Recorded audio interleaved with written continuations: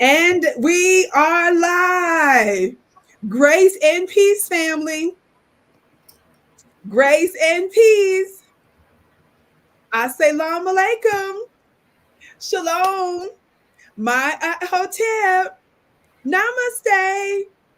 Free the land, beloved. Come on in, come on in, come on in. Hopefully you all can hear and see us okay. If you can, family, give me a big thumbs up in the chat. If you're able to hear and see me okay, I'm so excited. Okay, looks like we're getting a couple of thumbs up. Thank you all so much for joining us today. If you're tuning in for the first time, my name is Vicki Dillard, and you're tuned in to my personal channel here at vickydillard.tv. I know some of you all are used to seeing me on some of the other platforms and networks that I help to grow and bring great profit to over the years, beloved. But you can watch me here live as we continue to build my channel here at vickydillard.tv. And of course, certainly we're going to be putting clips of this on other platforms as well. Thank you so much for tuning in. We're in for a major treat today, family. As you can tell, I have a beautiful guest with me today, Mr. Greg, yes, Marcel Dixon, a candidate out of South Carolina. You don't want to miss what we've got going on here in just a moment, family. But a quick ritual that I have as you come in, give us a big thumbs up, and share on the count of three. Are you ready? On the count of three, I want everybody to hit that thumbs up button. Share. 1, 2, 3. Thumbs up. Thumbs up. Thumbs up. Thumbs up. Thumbs up. Thumbs up. Thumbs up. Thumbs up. Thumbs up. Share. Share. Thank you so very much, dear family, for joining us today. Family, you all know that we, the Black grassroots, in particular in alternative media, I've been doing this for a minute now. It is so wonderful for us to have a candidate, someone that we can get behind that is first and foremost about that life of reparations. Talk black to me, somebody. And we have such a guest with us today, and he's been with us before. And so we're so pleased he's joining us again. Time is of the essence. And so without further ado, family, we're going to get right into it. We will have important links in the chat with our moderators. The moderators are highlighted in blue. And at the top, I don't see it here, but I think our team has a upcoming event that I'm doing with Brother Rizza Islam on October 27th. It should be pinned. So you want to be sure to get your seat for that. You don't want to miss it, baby. We're going to be talking about the next phase of the pandemic. And baby, we're going to be discussing the fact of whether or not there is a connection between American Zionism. Y'all ain't ready. Y'all know we got to talk about this offline. I've done 2 previous ones offline with my brother Rizza. I've done 5 total, and you don't want to miss it. The link should be above. Enough of that. Brother Greg Marcel Dixon, welcome to the Vicki Dillard Show. How are you today? I'm doing good, Vicki, and thank you for having me back. And before I go any further, I want to apologize to you again and to your guests for the delay, but I appreciate your gracefulness. I was out on the campaign trail, and then something happened with someone else, and I went to help them. So that led to me having a bit of a delay. So I apologize. That's why y'all don't see my usual Marcel for Congress t-shirt or sweater. So I want to apologize to everyone for the slight delay.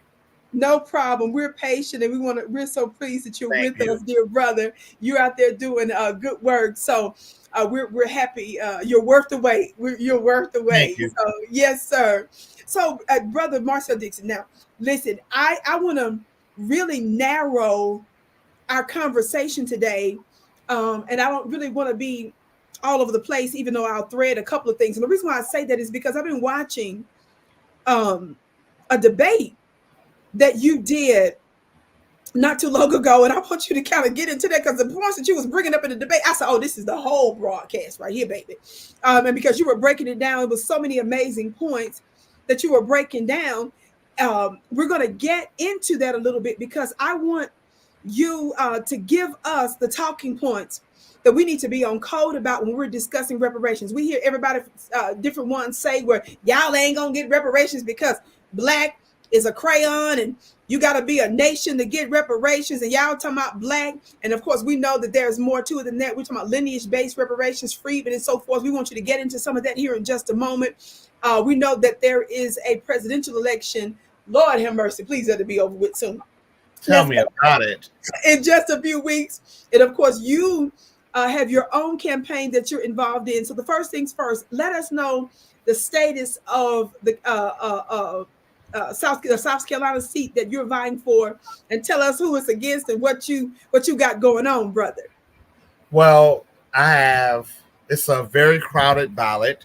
Of course, we have James Clyburn, who's the incumbent. Then we have the Republican nominee, which is Duke Buckner. Then we have a nominee from the Alliance Party, Joseph Addo, I believe his name is pronounced that way. Then we have a nominee for the Libertarian Party, Michael Simpson. And then, of course, I'm running third party with the United Citizens Party. I don't think any polls have been conducted. People say, Clyburn is safe, but, that's what they say. We won't know until the votes are casted on November 5th. But what I can tell you, if I've been out there far more than I was out there the first time I ran. Now, that's a plus for me, right? But the thing is, I'm running third party. Third parties, generally speaking, don't get a lot of attention because we live in a two-party system. But that's why I tell people it's not just about winning. It's also about educating people. So if nothing else, I have been able to send out at least 20,000 of my campaign flyers. That's just this campaign alone. That's not counting the first. I've been able to send out close to 40,000 text messages. I'm going to send more out like a week or so from now. So it's really educating people. And yes, there was a debate. Clyburn did not bother to show up, but he's never shown up for his constituents. So what's new? But all the other candidates and I showed up, and we talked about a variety of issues, infrastructure in South Carolina District 6. But in some of the clips, we talked about how to meet the needs of diverse groups. That's when I spoke about reparations.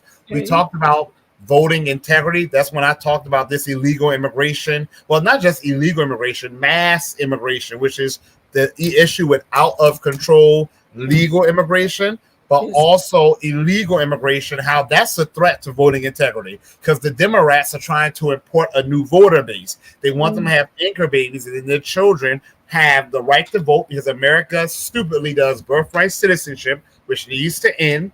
So the Democrats are trying to import a new voter base, and there have been instances of people here illegally actually voting or trying to vote in federal elections.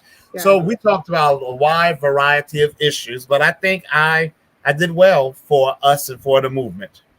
My goodness, I saw, like I said, the portion of the clip, I was like, you were really, really bringing it in, and we want to thank you so very much for the work that you're doing. What can people on the ground in South Carolina, before we get into the specifics of the reparations debate, family, our brother is running for office, and as he just mentioned, excuse me, he's a part of a third party, the United Citizens. Am I saying that right? The United Citizens Party. United Citizens Party, and of course, the most prominent candidate that's also the seat that you're challenging is James Clyburn. Of course, he has been in office. Brother, how long has he been in? How many decades? How long has he been? 32 years now. So over 3 decades, 32 years. Wow. And I know. Now that is a long time and older than some of my viewers, but I want to remind folks that James Clyburn in South Carolina was very disrespectful to his Black constituency when they approached him very respectfully about pushing reparations. And I will never forget, he has been repeatedly against it, demonstratively so, and even during previous campaigns, when I say they, I'm talking about the Democrat Party, seems to have relied upon him coming out as a Black face from the deep South and heavily melanated to hide behind when he came out saying it was an impossibility when he came out and said that. And I was just like, that's absolutely outrageous. So, brother, please tell us, first and foremost, talk to us about reparations. Talk to us about this notion of reparations and how we can make this happen. We know we're funding all kinds of wars, and one of the things you brought up so beautifully during the debate was the fact of the PPP loans. You connected that and how we paid for that in some of the wars. Would you get into a little bit of that for us? Sure. Well, let me say real quick, James Clyburn's district, South Carolina District 6, is the 6th poorest district in America. Okay. There are 435 congressional districts. His district is the sixth poorest.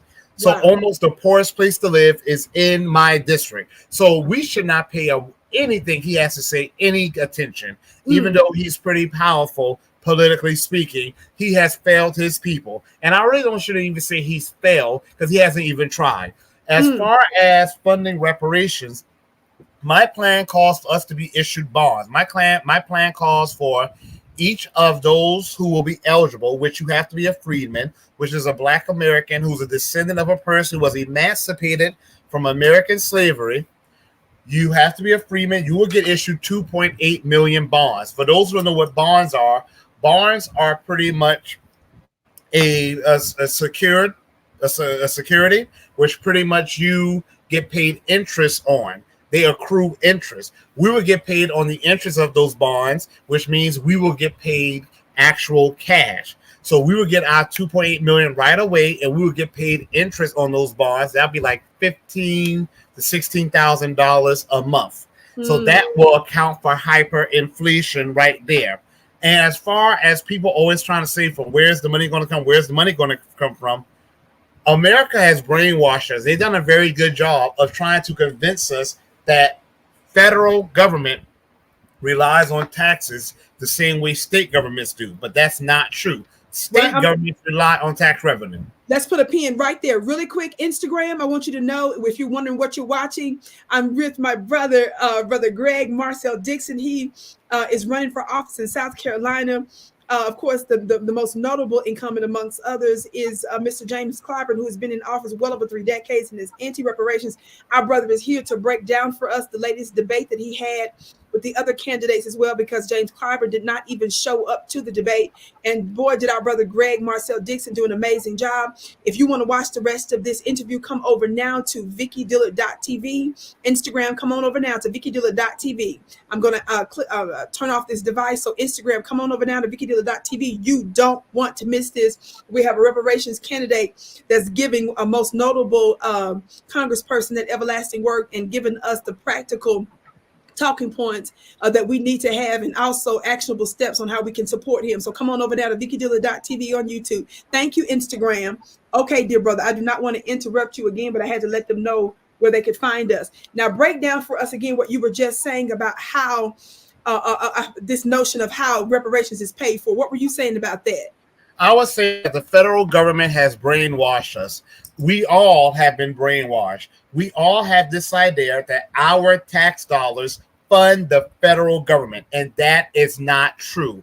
Wow. Our tax dollars fund state governments, yes, but the federal government does not have to rely on our tax dollars to meet their monetary needs. They do not. The federal government can generate as much money as they need to meet their monetary requirements. And when I say that, people always say, so you're saying the federal government can just print an endless amount of money? Technically, they can. Is that a good idea to do? No. They have to account for inflation. That is why my plan calls for bonds to be issued, which is like pretty much the federal government monetizing debt and us to get paid our reparations over a period of time. However, we have seen many examples throughout the years, and we're seeing it now, where the federal government is able to just create money that they need to pay. They've done it with the COVID vaccines. They've done it with these countless wars. They've done it with bailing out these corporations. They've done it with funding the Pentagon. They've done it with bailing out these banks. They've done it when they're giving foreign aid to nations, some who hate us. They've done it when they're taking care of these illegal immigrants. That's trillions of dollars that they really just print or they generate from nowhere. But you have to account for inflation if you want to do it in a way that is wise. The reparations will be financed that same way, because you know other examples when the federal government has done it is when they've paid other groups reparations, when they've paid Native Americans reparations in the form of settlements or budgets to these Native American tribal governments.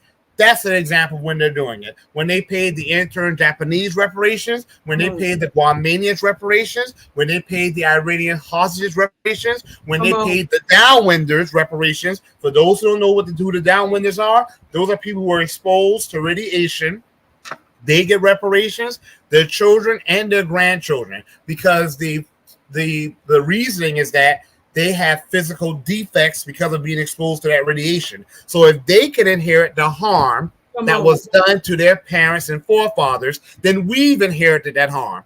I've always said to people, the same way people can inherit wealth, people can inherit debt. We've inherited the debt that this nation has owed to our ancestors since the end of slavery, and that debt has increased when they did Jim Crow, when they did redlining, they did lynch mobs, land theft, racial massacres, anti-black use of eminent domain, when they exclude us from things like the New Deal, the GI Bill, yes, the Act, the Social Security Act, the debt has increased, and we've inherited that today. Yes, sir. That's powerful. Now I kind of jumped the gun a little bit. I want you to put a pin in that. We're gonna come right back to that. Everybody, please pay close attention, because I want you all to pay attention to the language he's using when we talk about lineage-based and freedman family. This is where some of the legal technology comes in at if we're talking about just black. So we got to be wise as a serpent, as it's written, and gentle as a dove, as the ancients taught us. But brother, real quick, now, because we know that the election is just around the corner, presidential election, Kamala Harris has refused to connect with Black Americans. It's confusion about her family, race, or whatever. We know that she's not being straightforward about whatever the situation is, whether she got a drop of black in or not, whatever. We know she is not being forthright about the details of that. We know that we can point to information that she put even in her book. The lady she claimed she was taking a picture with in the book, that she claimed was her, I think it was a grandmother or somebody. We found out it was a servant or something. I mean, it's just so many lies this lady is telling, and her black shields, like the Charlemagne, the frauds, and all the rest of them that just won't stop lying for her, and just so many others. But that's me talking, not the candidate Greg Marcel, but brother Dixon. She just at the last minute, right, 3 weeks for the election now, under extraordinary pressure from us, the Black grassroots and other alternative media outlets, she just threw together a plan that she says is geared toward the Black man, right? Economics and stuff. And so when we looked at, I just looked at just even one part, and everybody is looking at this on my Twitter page. By the way, fam, you can follow me on X at Dillard Vicki, Dillard Vicki. Look, she, after we busted her team was forced to hurry up and post after she promoted this last minute policy geared at Black men. And here's one example of the AP coverage. I don't know if y'all can see this up close. I'm using my phone, where it says Harris announces a plan to empower Black men as she tries to energize them to vote for her. Now, she first came out with this, making like it was just for Black men. After we started busting her left and right and tweeting and stuff, her people was forced to post stuff like this, which we knew about the fine print. We was highlighting this. She heard her up and post this, brother Greg. I want you to comment on this. Kamala Harris's opportunity agenda for Black men will provide 1 million fully forgivable loans to Black entrepreneurs. Y'all see the part I underlined, and others to start or grow a business in their community. Brother, please, before you go further on the reparations, can you tell us what is brother Greg Marcel Dixon's thoughts on this last minute so-called opportunity agenda for Black men policy? Well, first of all, she only did it because Barack Hussein Obama, as people have been calling him, he thought that he had some clout with us and he could do that finger wagging stuff like he was able to do, and like we foolishly let him do back in 2008. So he used to do that finger wagging stuff, going to HBCUs where our young men are graduating, where they've worked hard, and telling them to pull up their pants, going to Black men and talk about being a father doesn't end at conception. The worst stereotypes of us, he would actually purport those things. He's realized the tide has turned, and we realized he was probably the worst president for us in modern history. So when he came doing that finger wagging stuff, he had a strong backlash. I think even he is surprised. He's surprised how strong the backlash has been towards him, and how we pretty much said to him, who you think you're talking to? We are not your child. So she had to come up with something to try to shift attention from that to anything else, because she found out her secret weapon, Obama, thinking he's the Negro whisperer. I hope you don't get dinged for that. Did not work. So that's one thing. Number two, you used the right terminology, threw something together. What is that plan? Weed, cryptocurrency, mentorship, and Yep. loans. Come on. Come And on. then the reason they have to say and others is because they know, like all of us need to understand, you cannot do policy based on race. It will get struck down. That is why we have to stop saying black, black, black. Yes, we're black and proud. However, we have to focus on the status. And the status of freeman does not go to all black people. A Come on. person from Jamaica, Ethiopia, Brazil, Panama, Cuba, Trinidad, Tobago, Nigeria, Ghana, you name the country, Colombia, they may be black if you view it that way, but they are not freemen. Freemen only belongs to those of us who are the descendants of the people who were emancipated from American slavery. You cannot do policy based on race. That's why she added others. At least that's a part of the reason why she added others. She also added others because she didn't want to do a damn thing for us. She said, I'm not going to sit here and do something that's only going to benefit black people. No. You know, she gets very nervous when she speaks. She's not the strongest speaker at all. But when she said that about us, that came out clearly. She didn't stutter. She didn't have a nervous bone in her body. Did she laugh when she said that? No, don't laugh. And yeah, I mean, look stern and everything. So 2 reasons why she added others. One, she doesn't want to do a damn thing for us. She wants to make sure she does nothing specifically for us. But 2, constitutionally speaking, you cannot do things based on race. And that is why, y'all, we have to use our status. I know there are some people out there who have an issue with the term freeman. I'm not saying you have to call yourself freeman.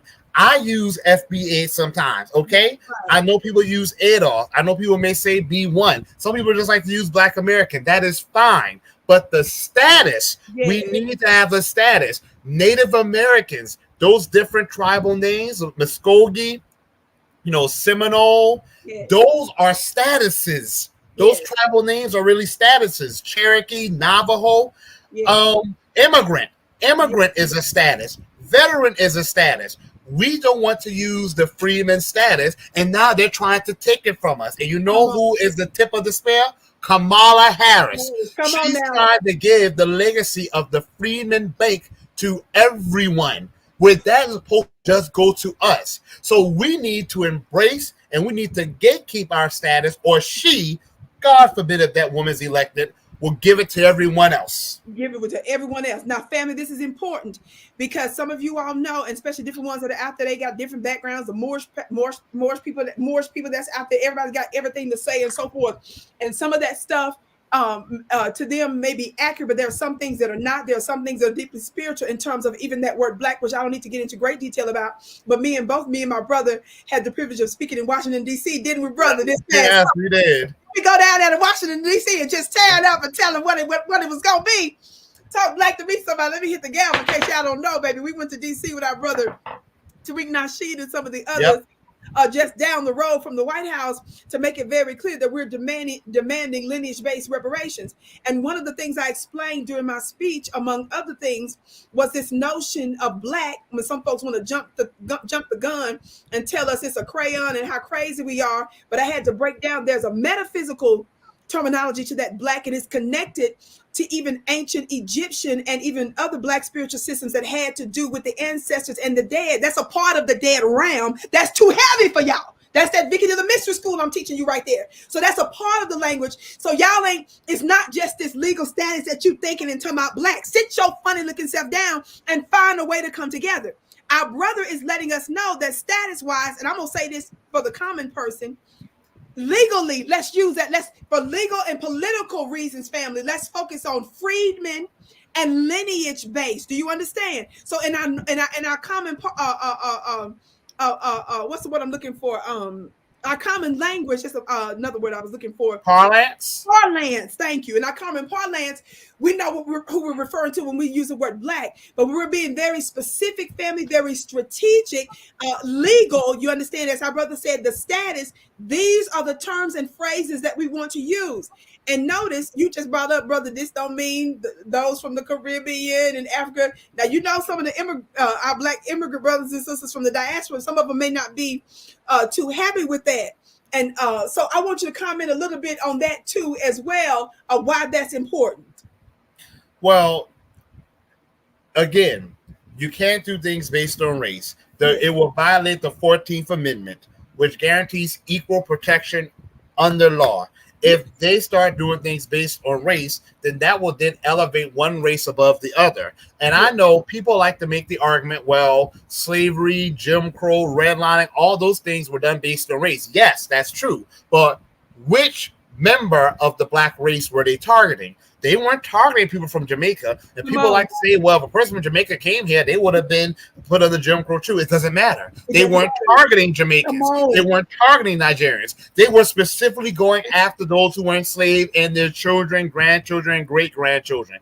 And here's the thing. The debt that is owed to us, they owed it to us immediately when slavery ended.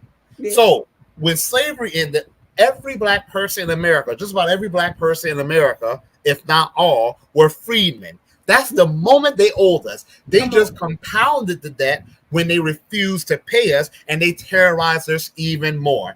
And as far as black immigrants, this is not an anti-immigrant stance. This is a status stance. If you are a black immigrant and you are in America, you should be 100 million% in support of us getting what we're owed. And also, I'll remind you, CARICOM has a reparations package that is just for those in the Caribbean. You have Rwanda, an African country. You have the Democratic Republic of Congo, an African country. They are seeking reparations or some form of it from Belgium. You have now African nations in West Africa that are demanding reparations from Portugal and England. I support that. You support that, yes. So if you are a black immigrant and you are up in the nation we built and we fought for, and we did tens of thousands or hundreds of thousands of inventions that are used worldwide, some of them, you should be 100% in support of us. If not, that means you are an enemy. Ashe. Let me hit the gavel on that one. And you will be treated as such. I know that's right. For those of you that are just tuning in, my name is Vicki Dillard. You're tuned into my personal channel here at VickiDillard.tv. I know you used to see your sister in the Vicki Show on other platforms. I'm still on some other platforms, but there certainly have been some changes. So if you want to watch me live from time to time, come here. Be sure to subscribe. I have the high honor of interviewing my brother again. It's not his first time being here, baby. Some of y'all new to it. Some of y'all new, brand new.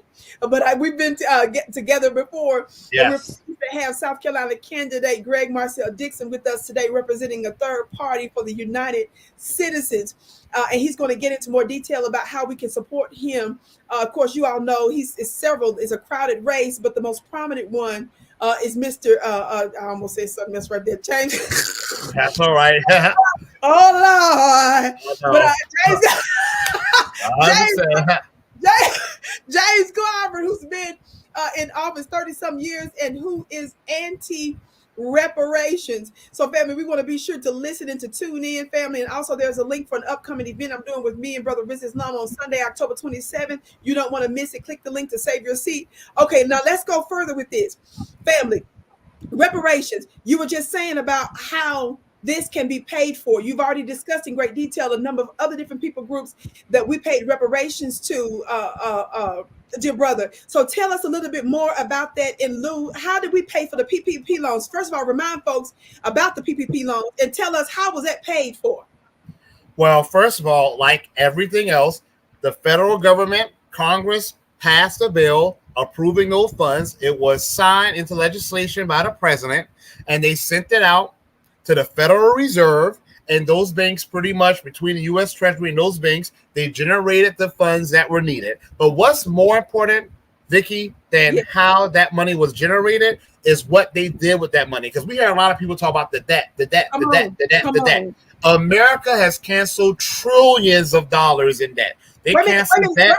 Wait, say that again. You said that too fast. America has canceled trillions of dollars in debt. And I'm not even talking about in the past when they canceled debt from massive corporations, when they canceled debt that Germany owed them and other nations they fought against in World War I and World War II. I'm not talking about the debt they canceled for nations in Asia, Africa, and South America to whom they gave loans, and those nations said, hey, we can't afford to pay it back. Let's talk about now. America has canceled this year alone, or underneath this administration, hundreds of billions of dollars in student loan debt, which I support.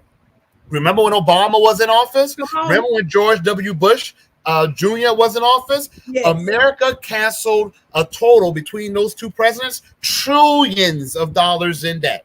Right now, as we speak, the PPP loans that were pretty much loans to help keep businesses afloat during the COVID-19 lockdown, they spent somewhere between $2 to $6 trillion.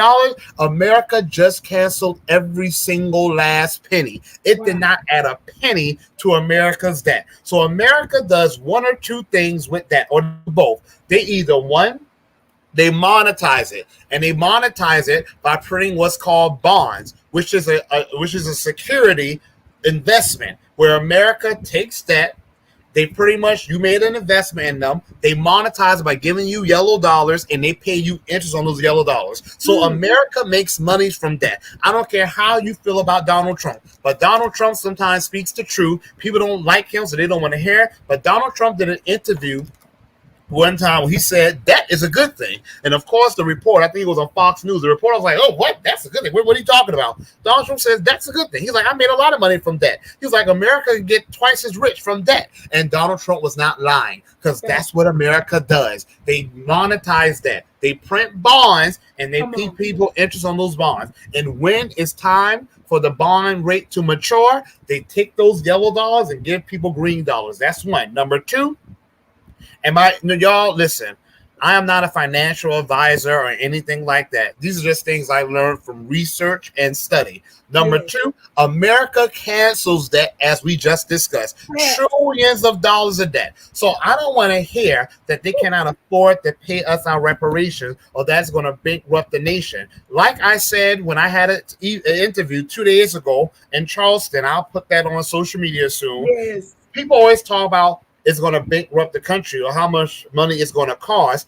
I told the reporter, think of how much money you're going to gain. Freedmen, Black Americans, we are a net positive in this nation. We came out of slavery with barely being literate. A lot of us were illiterate, didn't have a penny to our name, and we built multi-million-dollar Wall Streets all throughout this country. We are a net positive. Even when us having the lowest amount of wealth in this nation, we still contribute $2 to $5 trillion to this nation's economy. So I tell people, I don't want to hear about how much it's going to cost. Think about how much it's going to cost you to not pay the reparations, and think about how much money you're going to gain when you do pay them. And number two, America can't afford it, because they will either monetize the debt or they can simply cancel it. So I'm not hearing no excuses. And y'all, we have to say that with our chests out. Stop going around being afraid of that, how you're going to pay for a question. Because they don't ask that question when they're taking care of these illegal immigrants, when they're going to war, when they're bailing out these corporations, when they're sending foreign aid, when they're giving billionaires tax credits and subsidies. They don't ask that no other time, so don't ask it with us. This is beautiful. Family, he's giving you the literal talking points. And every time I hear some funny looking, black looking Democrat shield, trying to tell us, like Steve Harvey, D.L. Hughley, I did some broadcasts on them. Steve Harvey, how many of y'all remember that broadcast I did when he interviewed Kamala Harris not too long ago? And on there, he cut off Kamala to tell us how she can't push for reparations for us because they not going to give it to us. How many of y'all remember that?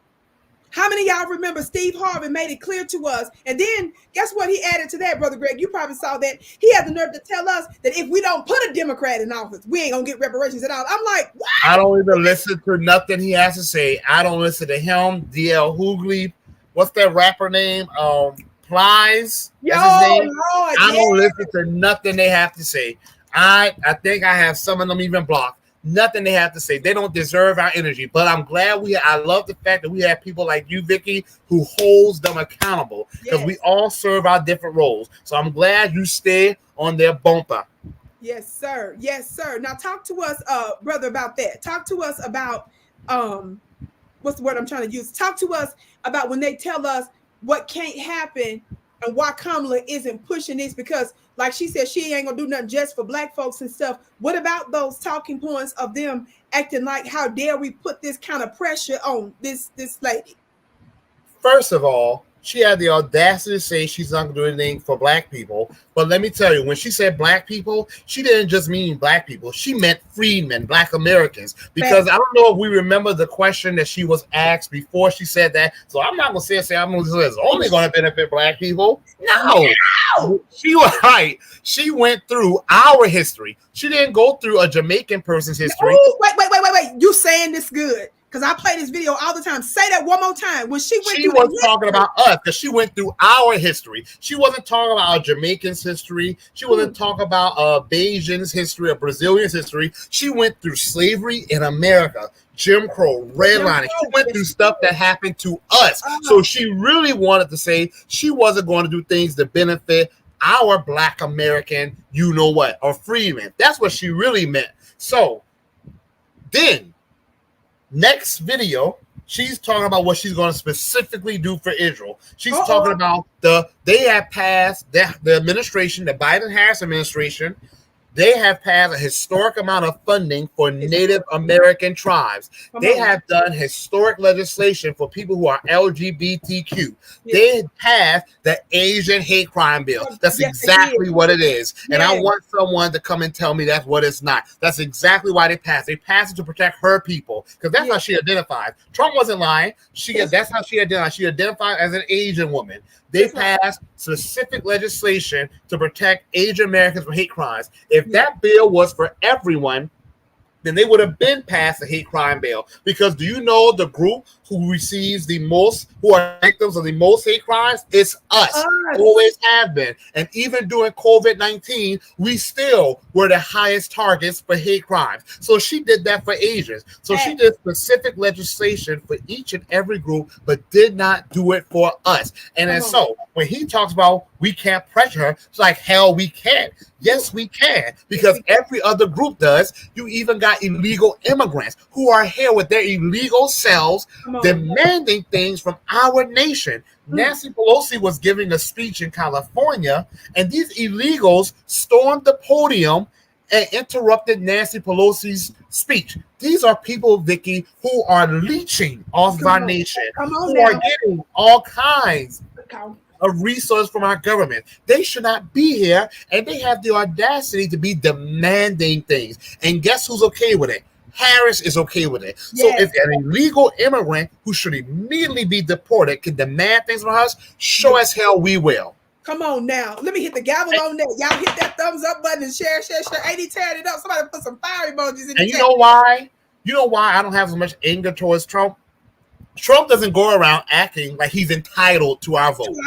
Trump doesn't go around acting like we are his property. He doesn't do that. People say they want to say about it, but he doesn't. Trump says ignorant things. He's surrounded by a lot of bigots. So is Kamala. She says ignorant things. She's surrounded by a lot of bigots. But Trump is not letting illegal immigrants invade the nation and giving them trillions of dollars in the form of debit cards, housing that's rent-free. And he doesn't go around wagging his finger at us, acting like we are his property. She does that. The Democrats do that. So that's why my anger towards them is so hot and it's so deep and so visceral. The other thing, we haven't been voting for Trump or the Republican Party for 60 years. We've been voting for them. So when we look at our condition, that's to the bottom of a nation we were essential in building. I'm not looking at Trump, who was only in office for 4 years. I'm looking at the Democrats, who have been getting 85 to 95% of our vote for 60 years, and we have nothing to show for it besides we have lost like 90% of our property. We own almost less homes now than we did during Jim Crow. Our wealth is heading backwards. They try to do this lie that we're mainly middle class. class, which they're lying. They try to base that off of income, but really your middle class status should be based off of assets like wealth, which we do not have almost any. So that's why I'm mad at them and holding them accountable more than Trump or the Republican Party. And if you all can't understand that, especially if you following me on any platform and know anything about Vicki Dillard for all these years, then something is the matter with you. Your head needs to be examined. The person, the group that you give power to change your condition, when you give them their vote and they refuse to change your condition, they use your vote for everybody but you and laugh in your face and pretend like they're for something they're not. For example, we know about the big brouhaha in California, right? Where they had a major grassroots state policy and legislation in place where they were able, they had a robust reparations going on in the state of California, right? It is predominantly run by who? The Democrats. What did they do when it was time for them to bring it to the floor, even though it's overwhelmingly run by Democrats? What did they do? The Democrats refused to even bring it to the floor after playing with black Democrat Californians up there. It took what? A Republican to bring it to the floor just to humiliate the Democrats, to show they pretend like they for something. But when they're in power to change your condition, when they're overwhelmingly running this state house, they refuse. And then you got a liberal governor, right? Yep. Who sabotaged it, threatened the black folks down there. That's the word, sabotage it. Would you talk about that for us, brother? About how the Democrats. You said the word I was looked at, the word I was going to say. They did not just refuse to bring it to the floor, they sabotage it. If any state should have passed a reparations package, which I don't believe reparations should be done on a state level, but damn it, every single level of this country owes us. So yeah, reparations. Yes. If any state has the foundation to have passed a reparations package, it's California. They always say that we're not going to get it unless we have the Democrats in power. The Democrats have a super majority in California, meaning they don't need to ask the Republicans for nothing. They don't need their permission or support for anything. They did not only refuse to bring it to the floor, they sabotage it. We saw that on video. Yes. The Republican gentleman that brought it to the floor, he's been honest. He said, I don't really support reparations. But he said if the Democrats are going to tell their constituents, their freemen, their Black American constituents, that they are in support of reparations, then they need to keep their word. And that is why I respect them more than any of those frauds over there. But Vicki, check this out. Let's talk about a federal level. Because the excuse you get from these old no good, rotten, disgusting shells is, well, how many they need 51% of the votes. The Democrats bring legislation to the floor all the time that doesn't pass.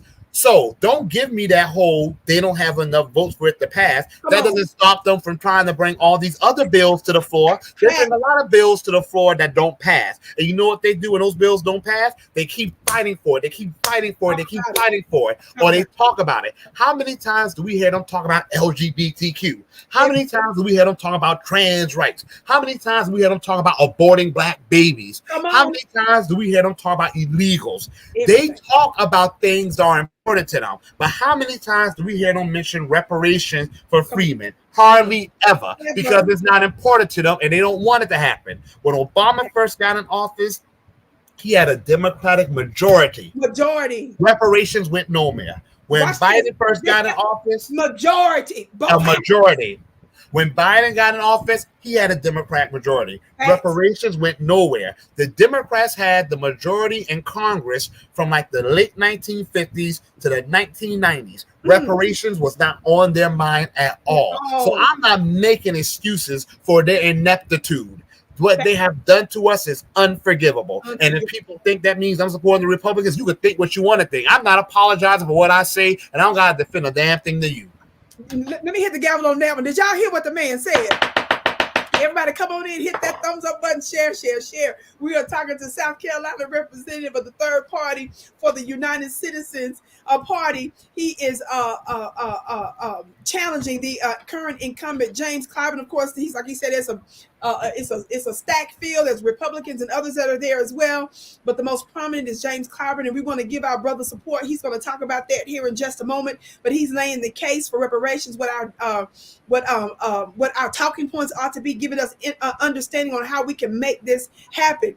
And I love the fact that you reminded us and I often talk about this too, about how when Obama was in office, the first little bit, they had the majority in both the Senate and the House of Representatives. It's the same with this current administration. I like to bring that up because Brother Greg, Marcel Dixon, I hear these little black shields try to tell us, oh, you need to take a civics class. Y'all don't know how government Oh my goodness. and we say, wait a minute now, baby. What you mean we don't know how government works? We know that it was a Democrat president who signs the laws.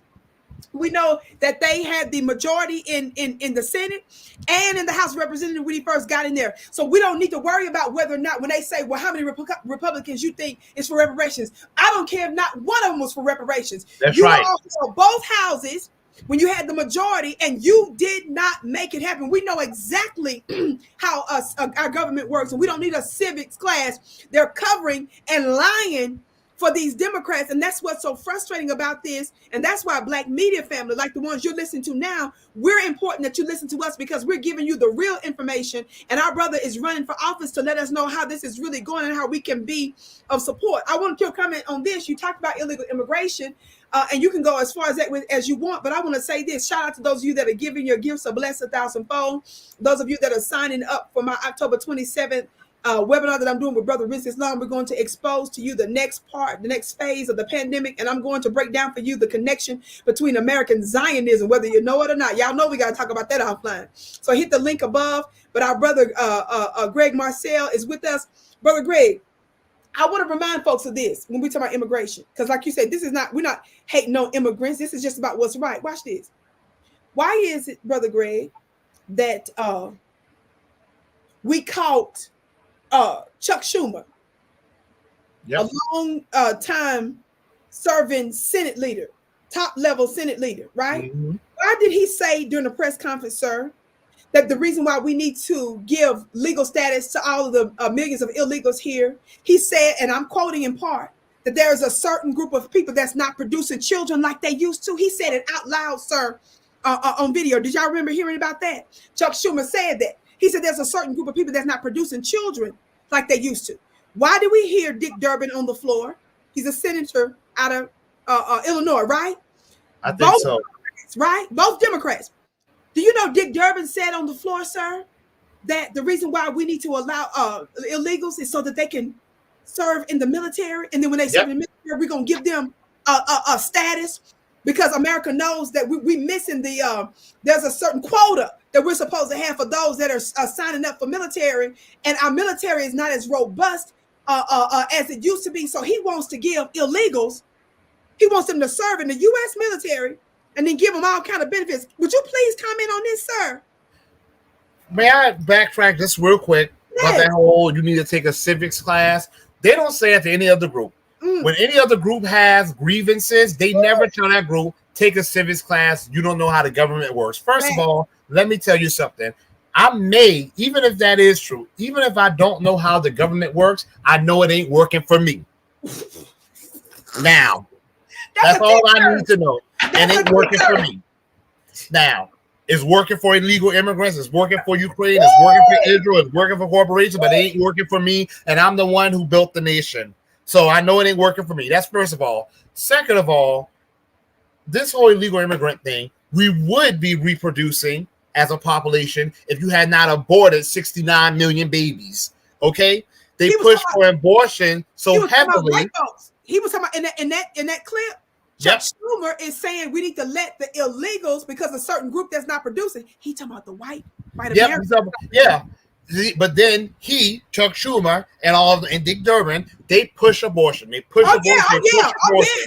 And why would you push abortion instead of pushing legislation that would encourage Americans to have children? Tell us why. Healthy Americans have children. It's because they want to import a new voter base. That's all this is about, y'all. And let me tell you something. This impacts every area of our life. First of all, a lot of these illegals that come here, a lot of them are extremely anti-Black Americans. I need y'all to understand that and stop thinking everybody's your friend, and stop thinking you need to be welcoming and loving towards everyone. I'm not saying go out there and be hostile, violent towards anyone, but stop thinking everyone's your darn friend. They're not. They will not look out for you. And if we were going to their nations in large numbers like this, I promise you it would have been violent a long time ago. That's one. Number two, we need to understand that one of the reasons why the cost of living is so high is because of this illegal immigration invasion. America's not producing enough houses. So when you have 10 to 25 million illegals here who are occupying a certain amount of houses, the few houses that are available are going to be sky high. And they know that. It's impacting our wages on our jobs, because when we are demanding to get paid a fair wage, which should be much higher than now, but you have 10 to 25 million people who will work for much lower wages, the corporation will then say, oh, I'm not going to pay you nothing. I'll just get them to do it. You know who knew this? Coretta Scott King knew this. Not Martin Luther King Jr.'s wife. Coretta Scott King was a civil rights activist in her own right. Barbara Jordan knew this. We can even go back to Frederick Douglass. They all saw the harm that mass immigration would produce. And they all would be saying the same thing from the rooftop if they could see the illegal immigration we're going through right now. They want to replace us. This is both. The Republicans want to replace us in the corporate world because they love cheap labor. Both of them do, Republicans and the Democrats. However, the Democrats want to replace us as voters. They see that we are waking up. They see we're demanding reparations. They see we're demanding a hate crime bill. They see we want that Freeman's Bureau. They see we're demanding things. They was like, oh, you Negroes are getting uppity. And now they want to bring in a new voter base. Don't let them do it. You need to spread the word that an anti-mass immigration stance is something we need to support and support vigorously. Let me ask you something. This is a side note, and I've been on this for a long time. I know ain't nobody been talking about this, and Vicki won't stop. Years ago, I covered a former Israeli emissary. She worked for the consulate's office for Israel. She was caught on camera some years ago and said that the target of Israel, the enemy of her country, are Black American youth. Yeah, all right. I saw that video. Yes. So I talked about it years ago. Then I talked about it like a year or so ago. Then I talked about it some months ago. And I know people was like, well, Vicki, why you talked about it long? Why? Because I don't feel like enough attention is getting to not one congressperson, Brother Greg, held a hearing. Yep. For a large constituency for American, don't call us Black, right? Don't even call us freedmen in this instance. For American citizens. How are we still sending billions of dollars when your so-called ally has just called us an enemy and a target for their country, and they're holding hearings to my anti-Semitism for all this other stuff that they making up? But they didn't hold one hearing. If you were to get in Congress, I wonder, brother, would you be able to push? Now, I know that these hearings are held based on committees and not everybody's on committees and all of that. But I'm wondering, would you be willing to talk to the congresspersons that are on committees, and maybe perhaps you might be appointed to one, but would you be willing to push or at least talk about holding them accountable, holding a hearing for with the foreign some of the foreign committees to demand that there's a hearing and there's an investigation and scrutinization into them targeting Black Americans? This is before some October stuff. Absolutely. They have me in some newspaper, the Jerusalem Post over in Israel, when I said to that's a big publication. Oh yeah, I can find it right now for you. Yes. Oh, they got me in a newspaper. Wait a minute now, Brother Greg. Let me find it for you right now. Hold on. I watched this. And all I said was to the Jewish community, I said, you will not be you will not be exempt from being held accountable for, you won't get a pass on anti-Blackness. That's all I said. Yes. Now, is that offensive? The only people who will be offended by that are the people who are anti-Black. But oh boy, I don't know if you remember that happened on Twitter. It blew up on Twitter, and guess what? I did not do. I did not say one apology because I wasn't sorry for what I said. So they put me in the newspaper. They had Kanye West on the cover, had my name up in there, Martin Luther King Jr., and then he got a little old me. No one knows who I am, and my name was thrown up in there. But I stood on what I said. I did not back down. I went back and forth with people. I stood my ground to the very end, and I'm still proud. People was calling me, oh, they put you, oh, are you okay? They got you the paper. I said, yep. I said, can you send me a copy so I can pin it to my wall? I was proud of it. You will not get a pass on anti-Blackness. The same way they don't want anyone getting a pass on anti-Semitism, you are not going to get a pass on anti-blackness. You will not get a pass on anti-black American hate, be even more specific. I just sent you the link. You know I was going to ask you for that. Thank you so much. Thank You're you welcome. so very much, sir. You know I'm going to be all over this. Thank you, sir. So absolutely, I would do that. Absolutely. No one should be treated like they're exempt from being accountable. Yes, and sir. you know, you have all these different groups keeping our names in their mouth. Yes. This whole black on black crime myth. When truth be told, less than 1%. I need us to understand this listen, too. Y'all, listen. Less. I said less. Less. Less than 1% of the black community. This is not even talking about Freeman. This is just all the black community in general. Wow. Less than 1% of the black community commits a violent crime on any given year. Less. Okay? So you ain't going to put some idiot who goes out there and does something horrible on me. You ain't going to put it on Vicki. You're not going to put it on the majority of my people who will never commit a violent crime. But yet, you would think we're all out there robbing and stealing and killing and murdering and vandalizing by the way they portray us. Absolutely not. So the same way, no one's allowed to engage in what they want to call anti-Semitism, because everything's apparently anti-Semitic. Nowadays, you will not be allowed to engage in anti-black, but definitely not anti-black American hate. Now, I know that's right. Thank you so much for saying that, because I don't want to let that go, because that's a big deal. We're so used to not being in the picture.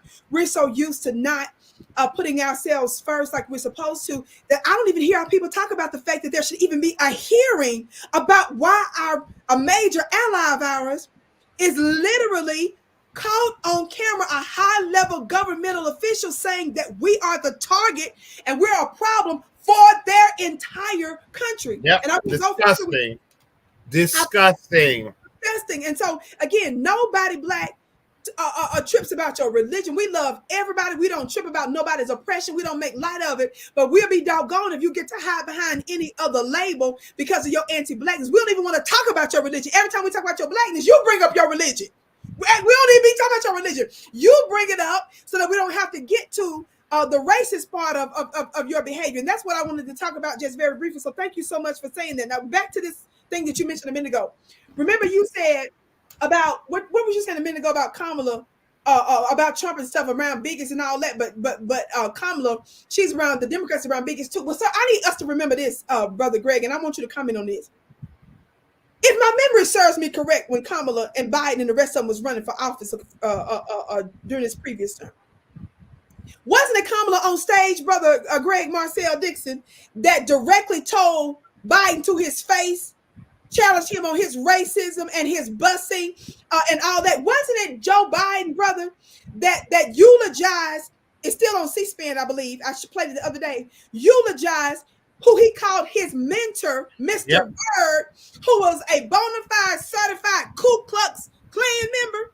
Yep. He called and he wrote letters to Strom Thurmond, all these disgusting, hardcore bigots, calling them his friends. He worked with them to keep black kids out of majority white schools. He worked with them to pass not just the crime bill that we know of the most in the mid-90s, but the two other ones he wrote. The one that introduced the crack cocaine disparity, where black people were thrown in prison and the key was thrown away, but white people were given programs and help. He did all of that with the help of bigots. So when people tell us, if you vote for Trump, you will vote for a white nationalist. Excuse me, Biden's been a lifelong white nationalist, and a lot of you were out there twerking and hitting the Cupid shuffle for him. So don't come to me with it. They weren't twerking when they weren't twerking like that, brother. They definitely were. Y'all put one of them dancing ladies in the chat for us real quick for the twerkage of it all. We got to remind folks, Kamala Harris is the one that debated him on that. Now we're going to play dumb like she didn't debate him. Now because he chose her as the little wrench they threw in there and stuff, and bring her in, and she dropped out to be the vice president and stuff. I want you to talk to a little. I didn't tell you that I was going to discuss this. We're going to get back on the reparations in just a minute. We're going to end off on this, and you're going to tell us how we can assist you with your campaign. But I got to know this. Do you think it was for them to be Democrats? Did you think it was very democratic?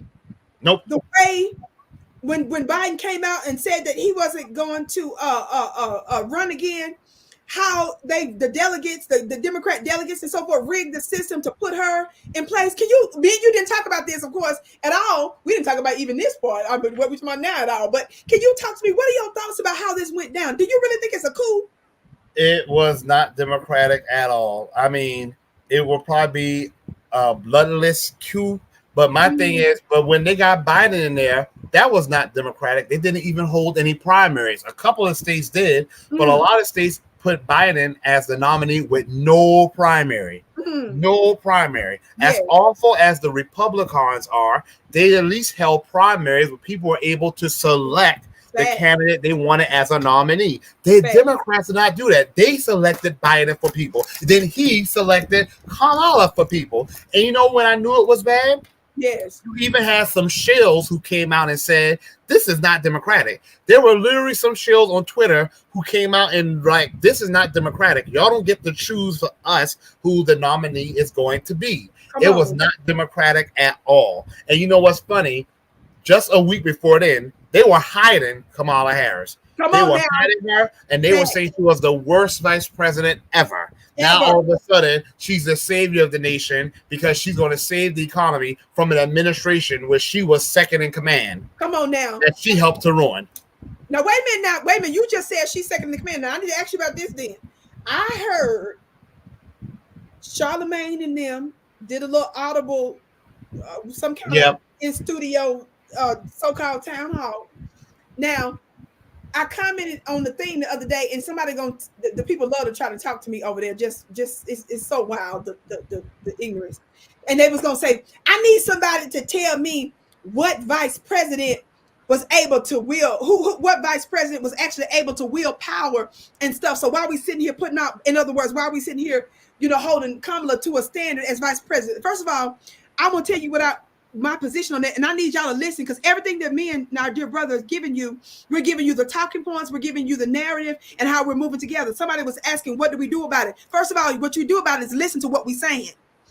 What we do about it is we're telling you the language we need to use so that we can speak on the proper status, so that we are all on the same table about how we're pushing for reparations as freedmen and lineage-based reparations. So that's number one. We're telling you how this thing can be paid for so that all of us are on the same page. And we're going to get into details about how we can support folks like our brother as a candidate that's infiltrating the system with what we're talking about. So just keep listening. I always like to say that when you all are watching the weather person, when you're watching the weather person, they're supposed to give you the weather so that you assess your life, your circumstances, situation, and adjust accordingly. Do you need the umbrella? Do you need to leave for work early? Do you need to get the babies out early? You're watching the weather, so you'll know how to adjust your life and see which way you need to move. So listen to the information we're giving you first, so that you know how to properly educate yourself, and then you figure out how you integrate what we're telling you into your life. But it first starts with truth, because we've been lied to. Now, I digress. In terms of vice president, and I want your comments on this, brother Greg. Watch this. If people are going to sit there and say how we're going to hold Kamala accountable as vice president, she don't control Biden. Number one, brother Greg, she's running around here taking credit for all of their wins. Yes, she is. She said she would not have changed a thing. And she said she had just as much decision-making power as Biden. She said that. She is running around here bragging about what they got done together as vice president. So if we're going to talk about the losses, you better hold these L's. That's number one. Number two, Joe Biden was whose vice president? Barack Hussein Obama. And Obama put him in charge of very serious foreign policy issues related to NATO, related to Ukraine, related to a whole bunch of stuff. And do you know, when you study Dick Cheney as vice president to I was about to say, do you know that Cheney made it clear that a vice president is not a powerless position? Dick Cheney showed us just how powerful a vice president can be. Thank you. I'm giving you receipts. When you study him, do you know that he negotiated, when he was asked for that position, do you know he negotiated the powers that he was going to be able to wield as vice president before he took on the position? So if she gonna, number one, if you gonna brag about all what y'all got accomplished as wins together, then you better hold these L's together. And you better study the history of Joe Biden himself when he was vice president under Obama, and Dick Cheney. And then the third thing I want to say, and please, I want you to comment on this now. How many times did she vote as vice president to break multiple ties for bills that passed through Congress. If it wasn't for her as vice president breaking the tie for those bills, these policies would have never been enacted and Joe Biden would have never signed a lot of them. Talk to us about that, brother. I don't know the exact number, but I know it's historic. I know she did it more than, I don't know about any other vice president in history, but I know it's historic. She did a historic number of tie breaking. I cannot remember the exact number though, but she definitely did a lot. Yeah, she definitely did it a lot. Absolutely. I cannot remember the exact number though. Yeah, but she definitely did a lot though. Would you like to say anything else about the power that a vice president and as vice president, even if she did it 32 times, which is a record for any vice president. Yep. I think it was 32. 33, yep. I just pulled it up. It's 33. Okay, yes. I know it's more than any other vice president. But Vicki, check this out though. Even if she had no power, you know what she has? A platform. Look at all the people that have come after you because you use your platform to promote our issues. She's the vice president. She has a global platform. If nothing else, she could have taken our issues and made them front page news, headlining news. She did not, but she did it for all these other groups. So don't give me that she's powerless excuse. Yes, that is so good. Did y'all hear what he said right there? And to me, that's the big deal. She's running for president. So even if she's not going to focus on what she was able to do or not do as vice president, isn't she supposed to be differentiating herself as vice president, telling us what she's going to do? And they serve as advisors. Another role of vice president, they are advisors, like the top advisor. Yes, sir. Yes, sir. Absolutely. And that's what I want everybody to listen to and to hear. And then I want you real quick. You talked about immigration. We're going to get off of that. Do you have anything to say about her being the immigration czar? Do you think she got a lot done? She wants them to come here. She wants them to come here. Notice how it's not people from just Central America, South America, Mexico, and the Caribbean. You got people from Africa and Asia. Come on. Her people. Come on. Showing up at the border. She wants that. Because she feels kinship with them. Right. She don't care about how it's hurting America, especially Black American freemen. So she wants that. This is so interesting. Now tell us this part really quick. Now, I want us to get into the call to action on how we can support you in your campaign, anything that we can do. But I want to remind folks, Dr. Claude Anderson warned us about this so many decades ago, didn't he? I heard one of his speeches that somebody was playing, and yep, he was talking exactly about this. And what people need to understand, especially those that claim we don't know how government works, I have to remind folks, Dr. Claude Anderson, not only is he the author of multiple books, an economist, a politician, a business owner, and some of the others, do you know he was appointed by Jimmy Carter to work in Jimmy Carter's administration? So that's number one. Then he worked with Strom Thurmond, just up from Jim Crow, and he managed to get in some Black judges back in the day because of his negotiations. Wow. He ran multiple campaigns, including was in charge of an education department down there in Florida. So if somebody that worked in the federal level, state level, right, an economist, and he's the one that's telling you to buy your politicians and push reparations, and he spent hundreds of thousands of dollars of his own money to get us a type of reparations by utilizing the Native American treaties. He said that the provisions in there for us. Do you have anything, and I'm not saying that you know all the details about what I just said, but do you have anything to comment on? Because I heard you mention earlier a little bit about some of the treaties, and I don't know if you want to go further or not. You don't have to, but do you have anything that you want to add to anything that I just said about that? I will say that's why we don't need to reinvent the wheel. Yes, we know with us, it's always going to be a battle. It's always going to be something that's going to require more ingenuity. But that's why I was saying about status. These other groups use statuses. That's what Dr. Claude Anderson was doing. He was like, well, let's see. The Native Americans already kind of have a blueprint of how to get specific tangibles for them. Let's do exactly what they do because they have precedent. That's what I am saying. We already have precedent for reparations. When people ask you how you're going to do it, let's look at how it's been done already. Come on. We don't need to reinvent the wheel. And when people try to say, well, we can't do it because this is this. Oh, yes, you can because you've done it already. That's why we need to cling to our statuses. That's why we need to use that. And we don't need to reinvent the wheel. And she's been putting your link in the chat on how we can support you. Where's the status of the race now? What can we do to support Brother Greg Marcel? I see she put your link in the chat already, but I want you to tell us specifically. Well, one, we need to show up. I will say that when I had that debate, which I enjoyed, and I feel like I represented the movement well, but it was supposed to be 101 people in attendance, and Vicki, it was like 30 at the most. Okay. And some people I know were out of towners, but there were a lot of people from South Carolina who were supposed to be there who did not show up. Okay. And yet I see these people on Twitter, on social media, other social media platforms saying, B1, FBA, if you need to show up. Let me tell you, all of us can get discouraged. And yet when we look to our fellow warriors in this movement, that's encouraging. So when I went to that debate, I was looking for other reparationists to be there, and they were not there. But it's not just that. Like kind of when we did the rally on MLK Day, because I refused to let these people who were pro-Palestine, and look, I'm not saying what's going on in Palestine is great, but MLK Day is about us. Yeah, sure. Okay, reparation every day is about us until we get over. People showed that. It was like 40 of us. That was great. I didn't expect it to be that much, but more people could have shown up. We have to take this movement from online to offline to the real world. So we need to start showing up. Number two, people could volunteer to mail out flyers. Even, I'm going to do one last push to mail out flyers. Okay. If people want to, they can email, info@marcelforcongress.com, and then my campaign manager will send a short form. My moderators in the chat, can you repeat that twice? One of my mods, can you all please put this information, his email in the chat real quick so we can post it. Thank you. Say it again. Info@marcelforcongress.com. One more time. And of course, if people can do info@marcelforcongress.com. Okay.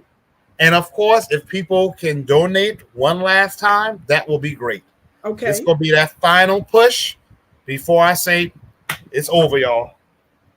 So what's next? So what's next for you in the race?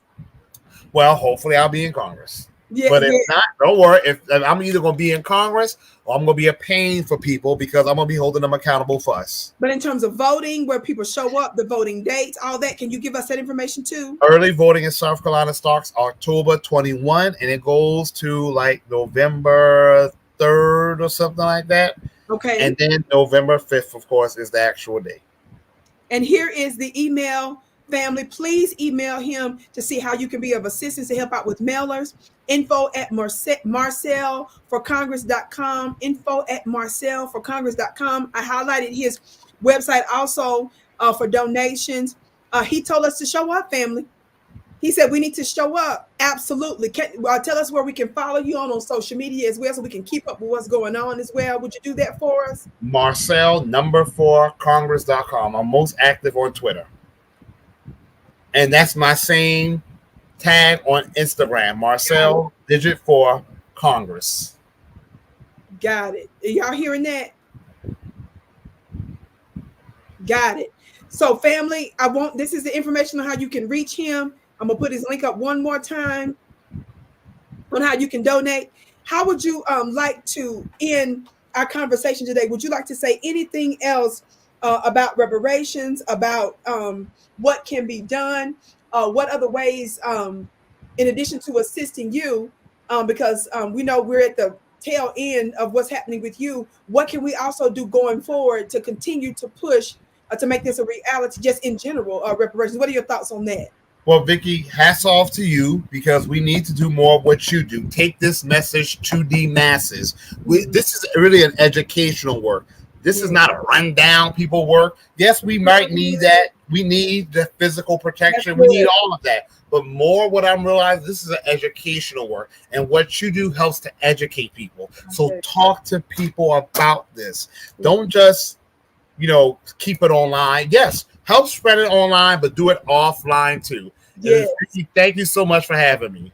The privilege is all ours. We want to thank you so very much. Please keep us posted. Feel free to message me Will also do. because we got so much going on. And, I got health stuff, this, that, and the third. And then you popped up in my spirit again recently. I said, okay, let's do this. Let's make this happen. So it's such an honor. Of course, there's so many changes with me and different networks and broadcasts that I was once on, but I'm still going to do what I can do, when we can do it. And so we want to thank you so much for your courage and being out there, speaking for issues that matter to us in a very real way. Our audience was on fire throughout the time. We're going to get this posted. Of course, my team, I have some clips going on, so we're going to have it up on social media platforms soon as well. We thank you so much. We appreciate the work that you're doing. Thank you all for having me. Thank you. We got our marching orders, y'all. So that's there. And so we're all together on this, family. Thank you so much, family. You don't want to miss me again and Brother Rizza Islam. Mark your calendars for Sunday, October 27th. We just got a little bit of time left. Sunday, October 27th, me and Brother Rizza Islam, we're getting together to talk about the for real pandemic, family. Y'all know that Brother Rizza Islam is one of the top voices and influences on this topic. I mean, he's really almost in the class by himself when it comes down to how effective he has been in educating us about the powers that shouldn't be in the pandemic. We're going to talk about this offline because some of these platforms don't like what we say. Y'all know that, right? I'm going to, of course, connect the dots because I have absolutely the best webinars on the planet, and it just is what it is. You don't want to miss that because we're going to be talking about the connections between American Zionism. It doesn't matter whether you consider yourself to be religious or not. If the powers that shouldn't be are moving by a religious playbook, you better understand that playbook. How you going to go to war and you're not even understanding your enemy? You don't even understand the manner in which they move. How many of y'all know that if you watch it, I've seen, I'm not no big athletic person or nothing, but I know for sure that I have seen boxing folks look at footage of their opponent so that they can learn how they move. I know that athletes, football players, and others, basketball players, they tend to watch footage and have knowledge and information on those that they're going to be competing with, right? So what we look like, not knowing how your open enemy is using their religion. How many of y'all know that these white evangelicals have lost their damn minds and given you wrong and the wrong interpretation of scripture, got you scared to death about the rapture and the Messiah and how it's going to happen? How many of you all know that one of the major reasons why that folks like John Hagee and them other white evangelicals out there like that, people on TBN and CBN and all the other Daystar networks and stuff? How many of y'all know the reason why they out there like that? The reason why you got these white evangelicals putting hundreds of millions of dollars and working with Israel like that? How many of y'all know the reason why they putting all that pressure on Washington, D.C.? They're in the direct pockets of Congress. How is it that they got all this money coming in? Do y'all know that they sitting here trying to make their prophecies come true? Don't play with it. How many of y'all know that the reason why they putting all these millions of dollars and they putting all this pressure on Congress to blow up Lebanon, to blow up Gaza, to blow up the West Bank, to blow up everything in the region is because they done lied to you all these years about end time prophecy, and they trying to shove their prophecy and their misinterpretation down your throats. Tell them, Dr. Quantum. Dr. Quantum said a war room. I'm known for that type of series. Y'all better understand the play. You better understand that what's happening, quote unquote, over there is not going to stay over there. Brother Marcel didn't talk about this, but some folks are sitting here talking about the fact that some of these folks that's coming through the borders are people from other countries. And a lot of folks want to dog China and dog these other countries. But the question is, do you know what America's been doing to some of them other countries? Do you know that if we sitting there trying to stifle their growth, lying on them, doing all kind of sneaky things that the American people don't know about, if we sitting there trying to threaten China with wars using their neighbors, don't you think that they're gonna be trying to plot so that they're not gonna just sit back and let us blow them up? You think that they're just gonna let us destroy their country and they're not gonna strategize and fight back? Don't you know that some of those countries may very well be allowing some of their people to come through the borders because America been doing all this dirty stuff and they don't want to get down? They know that America is so sloppy with the borders. They might be doing that. Do you think that we just gonna, some of the Yemeni soldiers, we call them Houthis, all of them aren't Houthis, but those that's over there tearing up the American and global Western economy by turning back some of the ships, Some of y'all might call them pirates. They effective over there. How many of y'all know that we were committing genocide against the Yemeni people even under Obama? How many of y'all know that the Yemeni people are fighting Israel and anybody that supports Israel through them shippings because they want them to stop committing genocide against the people in Gaza? And when they had a brief ceasefire some time back, they stopped. Do you all know that we over there and re-invading and occupying the land in Syria? How many of y'all know that even Trump's funny looking self bragged about the oil we stole over there in Syria? How many of y'all know that? How many of y'all know that it's Iran, and I believe it's Iraq, one of the other Middle Eastern countries, they have warrants out for Trump's arrest, and they waited till Trump got ready to leave office to put the warrants out for his arrest because Trump ordered the murder of some of their top military and governmental officials over there. How many of y'all know that Trump's son-in-law, married to Ivanka, he's Jewish?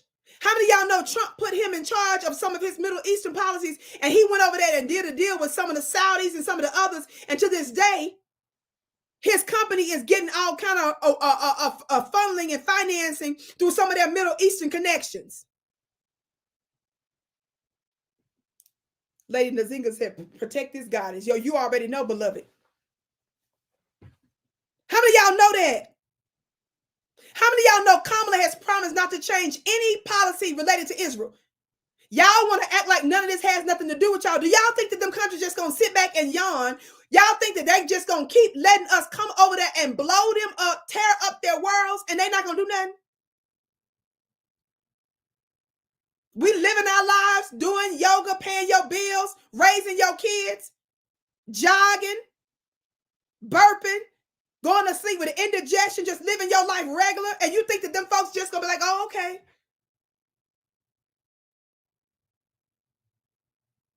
What is the matter with y'all?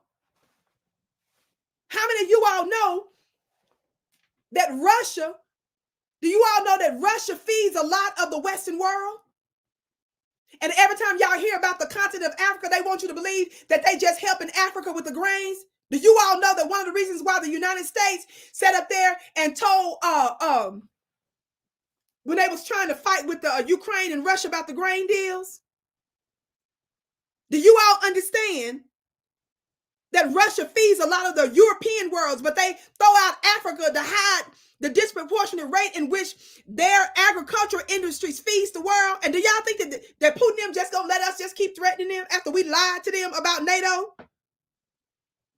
After they reorganized under the USSR, we made a promise not to expand, and we lied and we did it anyway? Do you all understand that the United States of America helped to commit a coup in 2014 in Ukraine because of the democratically elected former president of Ukraine was properly voted for, but the United States went over there and committed a coup because he didn't hate Putin? They want to use Ukraine as a launching pad for NATO to take over? We lied. How many of y'all know that before the war between Russia and Ukraine in 2022, did you all know that Zelensky's funny looking racist self met with Putin and them, and he initialed off for peace? And the United States and the UK's Boris, that funny looking former actor, he was a former prime minister, but he was an actor before that. They sent him to meet with Zelensky and told him, threatened him, allegedly, that if he goes for peace with Putin, they're gonna take him out.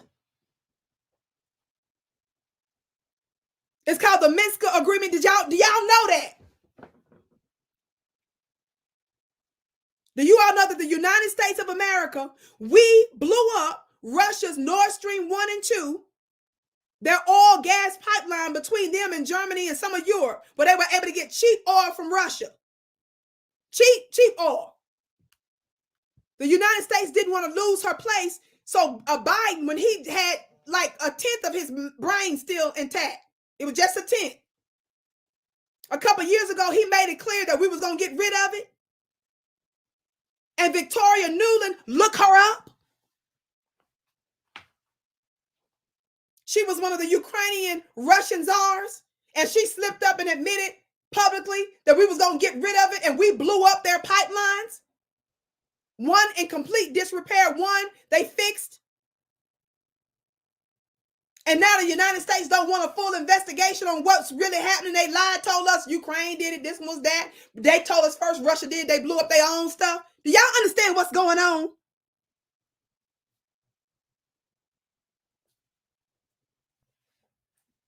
Do you all understand that one of the reasons we can't stand Putin is because he is helping some other African countries and black countries? How many of y'all saw some of my coverage on African Diaspora News Channel a long time ago? Some of y'all may not have seen that. Not only did I hear from a whistleblower that reached out to me after they saw one of our broadcasts. Some of those broadcasts on Russia not available now over there. They ended up taking some of that down.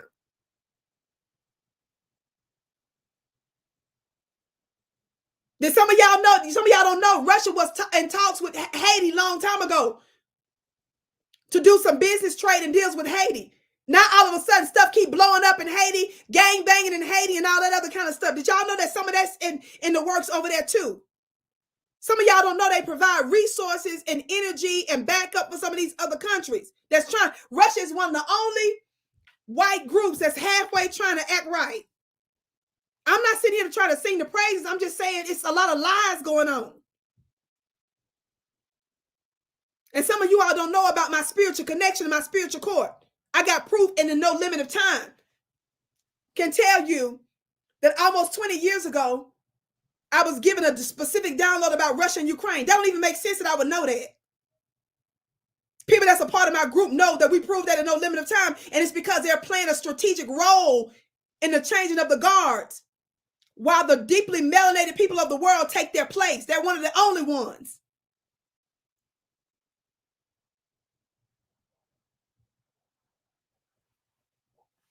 Now, it's not about the Russia. I'm just using them as one example because a lot of the money and resources. Now, I ain't finna go further with this too much. But Russia had about 1 million of their Russian folks in Israel. So Russia was being real strategic in how they dealt with Israel. But Israel is mad at Russia. And they using little sneaky methods to also try to attack Russia. Some of y'all don't know that Israel and them almost attacked one of Russia's bases. And Israel is behind the scene doing their thing with Iran and some other stuff. Talk back to me, somebody. All of these things are interconnected. How many of y'all attended some of my other special webinars? Didn't I break down to y'all the blood of the Ukrainians and how the Ukrainians, some of their blood matched the blood of those that's over there in that place that they call Israel right now? I got to get off of here now. You better sign up for this webinar. Why y'all think the Ukrainians right now running around with the Nazis with the swastika? While we sending hundreds of billions of dollars. Now, all of them claim that we care about anti-Semitism, but I don't hear none of the folks talking about anti-Semitism tripping that we sending hundreds of billions of dollars to Ukrainians that's out in the open, Nazis. Kimberly said, I was in all them webinars. Didn't I break down and trace the blood? It's not by accident the stuff that you're seeing that's happening on the world stage, but it has everything to do directly with you. And that's the reason why I keep bringing up the fact that long before this October 7th stuff, high-level Israelis sitting there talking about that the target and the problem for their country is Black Americans.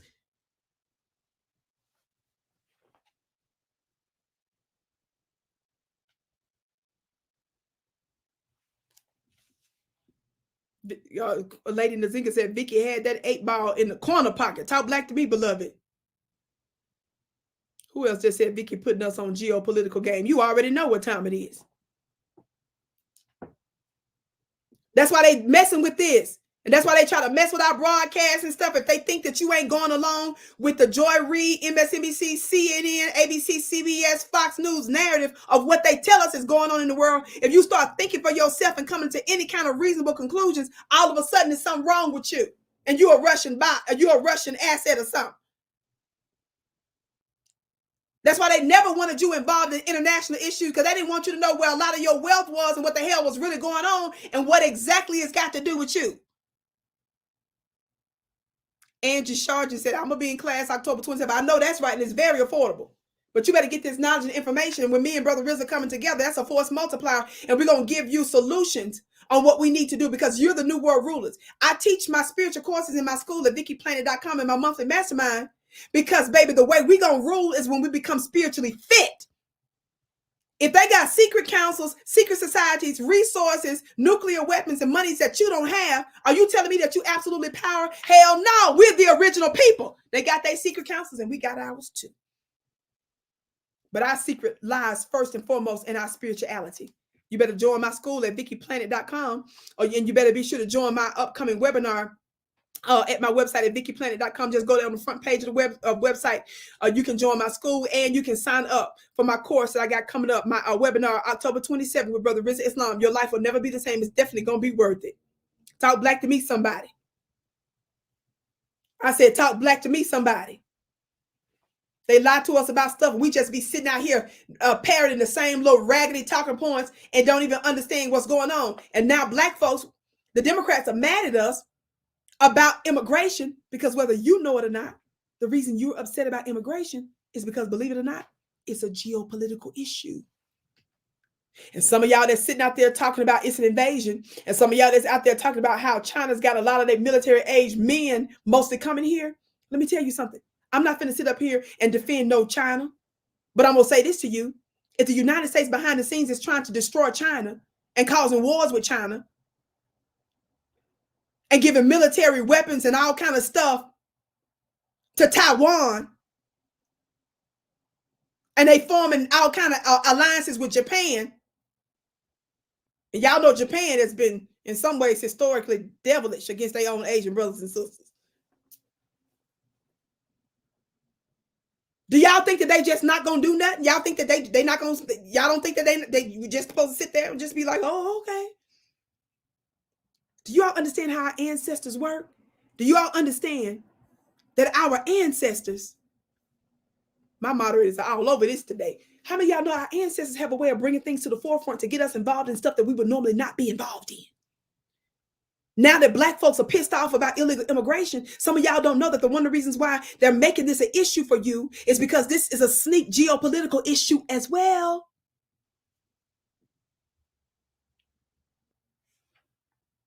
And the purpose of me bringing this stuff to you offline is so that you can have the knowledge you need to hold your government accountable. This is not because we want America destroyed. We're trying to tell America, show a mirror to America so that she will course correct. But America is being devilish like she is. And she's not playing fair. She's doing a lot of sneaky stuff. I did a broadcast the other day breaking down Blackwater. Blackwater is a mercenary organization that your government hired to do some of its fighting in other countries. That's the same group that they hired, and we found out end up shooting foundational Black Americans during Hurricane Katrina. People that was hired by the Homeland Security was the same ones that they hired and found out murdered your very Black mamas and daddies during Hurricane Katrina, and was under contract with the U.S. government. Mercenaries that they sent to Iraq and other countries. And one of the top people that runs it was a former Navy SEAL. He already come from rich blood. So you can play dumb if you want to, like this ain't got nothing to do with you. That's why we're going to talk about more of the details offline. You're absolutely right, Michael. Michael said during Vietnam War, Vietnam released all the Black military prisoners. They said the white man is the enemy. That's facts right there. That's facts. That's facts. They sure did. That's facts right there. And as quiet as it's kept, and I've talked about this before, but some of y'all be forgetting. Vicki been doing this a minute. When they first did that AAPI, how many of y'all know the moment they started doing that little slogan, Stop Asian Hate, who was one of the first one that came out and told y'all that was a finesse? And they did that Stop Asian Hate at the same time that they used some of the Asian folks in America working directly with the Congress people. They gave all the Asians to play to make it an issue, to make it look like it was coming from the Asian grassroots. And the reason why they did it was why? Because their businesses were suffering because of Democrat mandates from COVID. And so to make sure they got some money, how many of y'all know when they passed that protection bill, that hate crime bill for Asians that our brother Marcel talked about, how many of y'all know it was overwhelming support from Democrat and Republican? Why did they do that? Because they allowed Black folks to look like that we was the ones that was perpetrating harm and violence against them. That's how white folks came together on both sides to overwhelmingly push that. And how many of you all know that $50 million that we push into their community, how many of y'all know that they didn't need no legislation from nobody from that? They used money that was already in U.S. government and they redistributed to the Asian community. That was a trick so they could get them some money because their businesses were suffering during COVID. So they had to make Black folks look like they was the face of violence for them in order to get the Republicans on board. They pushed that. Got legislation, a hate crime for the Asians, and nobody needed no legislation to pass for the $50 million we got directed to their community. They just took the money that was in under the Democrats. They just redirected money that was already in the U.S. government directly to their communities. Why are they doing it for the AAPI community? Y'all want to know why? This is the prophetic. This is the prophet is talking. Y'all better, you better pay attention. Slowness. I've been on this. Why are they doing it? Because the Asians we have in America, they want to keep them as friendly. They want to make sure that the Asians in the U.S. are happy and that they will never be willing to turn on the other Asians that America is making war with secretly. So they want to make sure that they placate the Asians that's here. That's why the Asians that we have problems here, that's anti-Black Asians in America, that's why America supports them and give them businesses and blesses them and let them get off with crimes against us. Long as they stay against China, long as they stay against other Asian countries that we have problems with, they're going to make sure they're good in America because they need them as allies. Y'all better understand. I gotta go.